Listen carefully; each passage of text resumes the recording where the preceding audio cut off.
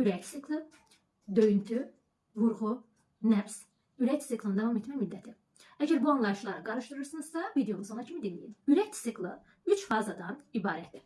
Qulaqcıqların sistolası, mədəciklərin sistolası və ümumi diastola. Qulaqcıqların sistolası 0,1 saniyə, mədəciklərin sistolası 10,3 saniyə davam edir, ümumi diastola isə 10,4 saniyə davam edir. Deməli, bir ürək sikli 3 fazadan ibarətdir və bir ürək siklinin davam etmə müddəti 10,8 saniyə ərzində baş verir. Bir dəqiqədə ürək sikli 75 dəfə baş verir. Çünki bir dəqiqədə 60 saniyə var. 60 saniyəni bir siklin davam etmə müddəti olan 10,8 saniyəyə bölsək, bu zaman 75 ürək sikli tapmış olarıq. Ürək döyüntüsü, ürək vurğusu, ürəkdə qapaqcıqların yığılıb açılması zamanı gələn səs tup-tup səsidir.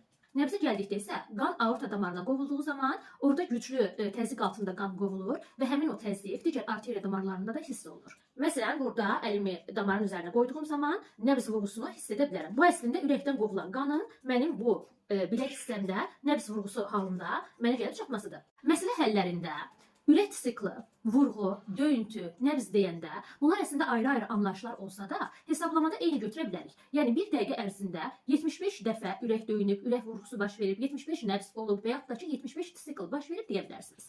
Siklin davam etmə müddəti isə dediyim kimi zaman böl vurğu halında tapılır. Zaman 60 saniyədirsə, vurğu da 75 döyüntüdürsə bir dəqiqədə 60 böl 75 0,8 saniyə bir siklin davam etmə müddəti olar. Lakin bir sikli tapdıysa, o zaman isə zaman böl siklin davam etmə müddəti düsturundan istifadə edərsiniz. Zaman bir dəqiqədə 60 saniyə var. Bir siklin davam etmə müddəti 10,8 saniyədir. 60-ı 10,8-ə bölərsiniz və sikl sayını 75 tapmış olarsınız və yaxud ürək döyüntüsü sayı da, nəbz sayı da 75 edər.